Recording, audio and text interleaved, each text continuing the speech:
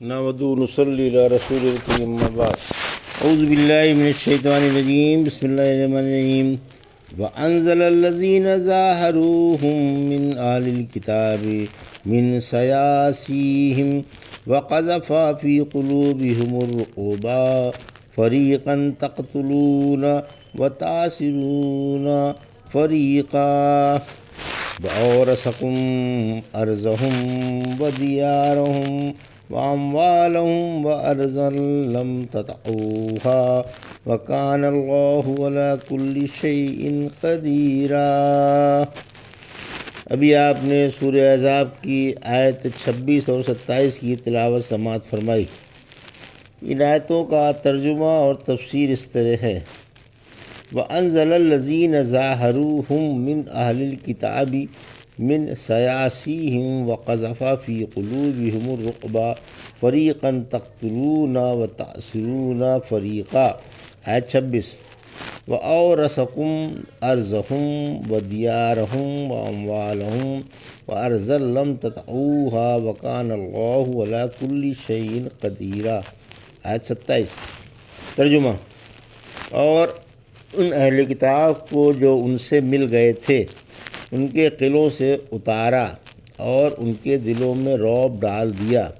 ایک گروہ کو تم قتل کر رہے تھے اور ایک گروہ کو قید کر رہے تھے، اور اس نے تمہیں ان کی زمین کا، ان کے گھروں کا اور ان کے مالوں کا وارث بنا دیا، اور اس سرزمین کا بھی جس پر تم چلے پھرے نہ تھے، اور اللہ ہر چیز پر خوب قادر ہے۔ یہ تھا ترجمہ سورہ احزاب کی آیت 26-27 کا۔ تفسیر: آیت 26 اوپر گزر چکا ہے کہ بنی قریظہ عہد شکنی کر کے لشکروں سے مل گئے تھے۔ انہیں حی نظری نے بہکایا تھا۔ حی ان کے قلعے میں جا کر ان کے سردار کعب بن اسد کو اللہ کے رسول کے خلاف بھڑکاتا رہا۔ آخرکار اس نے عہد توڑ ڈالا۔ حی کعب سے کہنے لگا، دیکھو میں تمہارے پاس دنیا کی عزت لے کر آیا ہوں۔ میں قریش کو، ان کے زیر اثر لوگوں کو، غطفانیوں کو اور ان کے اثر والوں کو سب کو لے کر آیا ہوں۔ یہ لشکر جرار یہاں سے نہ ہٹے گا جب تک کہ اللہ کے نبی صلی اللہ علیہ وسلم کو اور ان کے ماننے والوں کو بیخبن سے نہ اکھاڑ دے گا۔ کعب کہنے لگا، نہیں، یہ بات نہیں ہے، بلکہ تم میرے پاس دنیا بھر کی ذلت لے کر آئے ہو۔ کمبخت حی، تم منحوس ہو، ہمارا پیچھا چھوڑو۔ لیکن حی اب بھی باز نہ آیا۔ اپنی چرب زبانی سے کعب کو برابر بجھاتا رہا اور اس پر روغن قاز ملتا رہا۔ کعب بہک گیا اور اس کی موافقت کرنے پر آمادہ ہو گیا، لیکن حی نے یہ شرط کر لی تھی کہ اگر لشکر فتح کیے بغیر چلے گئے تو میں تمہارے ساتھ قلعہ بند ہو جاؤں گا، اور جو تمہارا حشر ہوگا وہی میرا ہوگا۔ جب بنی قریظہ نے معاہدہ توڑ ڈالا اور اس کی خبر رحمت عالم صلی اللہ علیہ وسلم کو ملی تو آپ کو اور مسلمانوں کو بڑا رنج ہوا۔ پھر جب اللہ نے اپنے فضل و کرم سے آپ کی مدد فرمائی، دشمن کو اوندھا کیا اور انہیں سخت نقصانات اٹھا کر مایوس ہو کر محاصرہ اٹھانا پڑا، اور آپ صحیح سالم مدینہ منورہ واپس تشریف لے آئے اور ہتھیار اتار کر رکھ دیے۔ آپ ام سلمہ رضی اللہ عنہا کے گھر سفر کے گرد و غبار کی وجہ سے نہا رہے تھے۔ اتنے میں آپ کے سامنے حضرت جبرائیل ظاہر ہوئے۔ آپ ریشمی پگڑی باندھے ہوئے ایک خچر پر، جس پر ریشمی گدا پڑا ہوا تھا، سوار تھے۔ فرمایا کہ اے اللہ کے رسول صلی اللہ علیہ وسلم، کیا آپ نے اسلحہ اتار ڈالے؟ فرمایا ہاں۔ فرمایا لیکن فرشتوں نے ہنوز اسلحہ نہیں اتارے، اور اس وقت بھی کافروں کے تعاقب سے آ رہا ہوں۔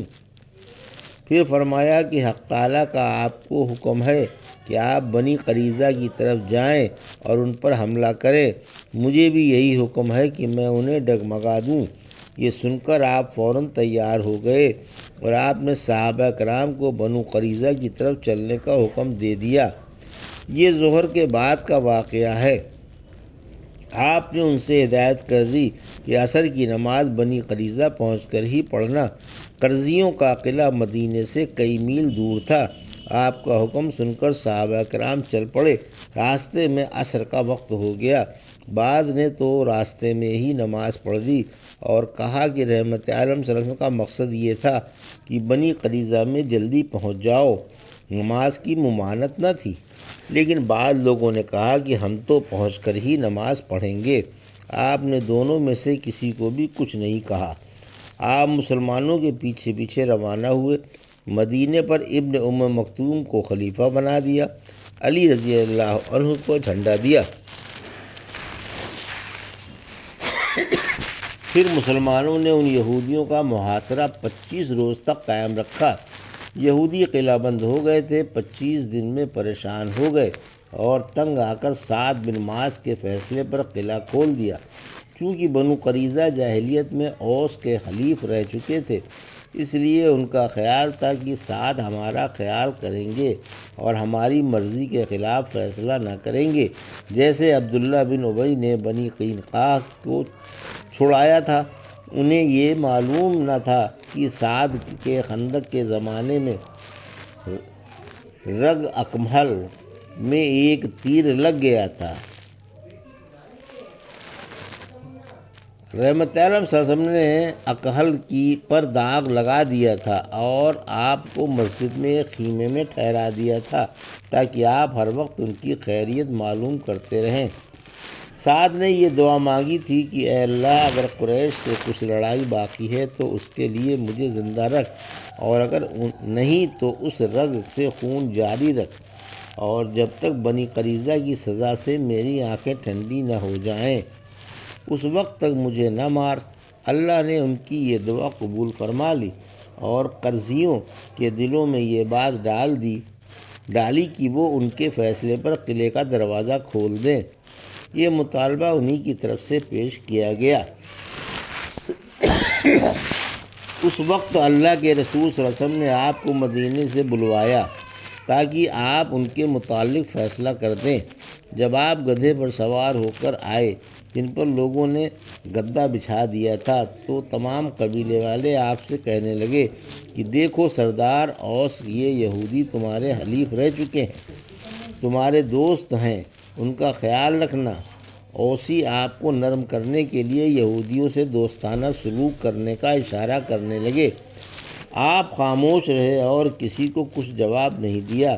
جب لوگ چمٹ ہی گئے تو سعد نے فرمایا، اللہ کی قسم، سعد کے لیے یہ ایک ایسی گھڑی آئی ہے کہ اسے اللہ کے دین کے بارے میں کسی ملامت کرنے والے کی ملامت کا خیال نہیں کرنا چاہیے اور بے پرواہ ہو کر فیصلہ کرنا چاہیے۔ اس جواب سے لوگ تاڑ گئے کہ اب بنو قریظہ کی خیر نہیں۔ جب آپ اس خیمے کے پاس پہنچے جس میں اللہ کے رسول صلی اللہ علیہ وسلم تشریف فرما تھے، آپ نے فرمایا، اپنے سردار کے استقبال کے لیے اٹھ کر جاؤ۔ چنانچہ مسلمانوں نے آپ کا آگے بڑھ کر استقبال کیا اور آپ کو بڑی عزت و احترام کے ساتھ اتارا، کیونکہ آپ ایک پنچ کی حیثیت سے تشریف لائے تھے۔ جب آپ اطمینان سے بیٹھ گئے تو رحمت عالم صلی اللہ علیہ وسلم نے فرمایا کہ یہ بنی قریظہ تمہارے فیصلے پر اترے ہیں، اب تم ان کا فیصلہ اپنی مرضی سے کر دو۔ پوچھا، کیا میرا فیصلہ ان پر جاری ہو جائے گا؟ فرمایا ہاں۔ پوچھا، اور ان خیمے والوں پر بھی؟ فرمایا ہاں، اور ادھر والوں پر بھی؟ آپ نے ادھر اشارہ کیا جدھر رحمت عالم صلی اللہ علیہ وسلم تھے، اور آپ کی بزرگی اور عظمت کی وجہ سے دیکھا نہیں؟ فرمایا ہاں۔ کیوں نہیں؟ بولے، اچھا تو میرا یہ فیصلہ ہے کہ ان میں جو لوگ جنگ کرنے کے قابل ہیں ان سب کو قتل کر دیا جائے اور ان کی اولاد کو اور عورتوں کو قید کر لیا جائے اور ان کا مال لوٹ لیا جائے۔ رحمت عالم صلی اللہ علیہ وسلم نے فرمایا، سعد، تمہارا یہ فیصلہ وہ فیصلہ ہے جس کو ساتوں آسمان کے اوپر حق تعالیٰ طے کر چکا ہے۔ تم نے شاہانہ فیصلہ کیا۔ پھر آپ نے خندقیں کھدوائیں، قرظیوں کو بندھا ہوا لایا گیا اور سب کو قتل کر دیا گیا۔ یہ لوگ 700 سے زیادہ اور 800 سے کم تھے، اور انہیں غلام بنا لیا گیا جن کے ناف کے نیچے کے بال نہیں پیدا ہوئے تھے، اور عورتوں کو بھی اور ان کے مال پر قبضہ کر لیا گیا۔ پھر فرمایا کہ اللہ نے ان کے دلوں میں خوف بھر دیا، کیونکہ انہوں نے رحمت عالم صلی اللہ علیہ وسلم سے لڑنے پر مشرکوں کی موافقت کی تھی، اور عالم و جاہل برابر نہیں ہوتے۔ انہوں نے مسلمانوں کو جڑ سے اکھاڑ پھینکنے کے منصوبے بنائے تھے اور ان کے قتل کا عزم کیا تھا تاکہ دنیا میں ان پر غالب آ جائیں، لیکن معاملہ الٹا ہو گیا۔ ان کے ناپاک ارادے انہیں پر پلٹ کے پڑے۔ مشرک تو بھاگ کھڑے ہوئے اور انہیں اس سودے میں بڑا نقصان کھانا پڑا اور بری طرح دیوالیہ ہوئے۔ عزت کی خواہش کے بدلے ان کے سر ذلت مڑھی۔ انہوں نے مسلمانوں کو بے خوبن سے اکھاڑنا چاہا تھا اور خود ہی بے خوبن سے اکھڑ گئے۔ اس کے ساتھ ساتھ آخرت کی شقاوت علیحدہ رہی۔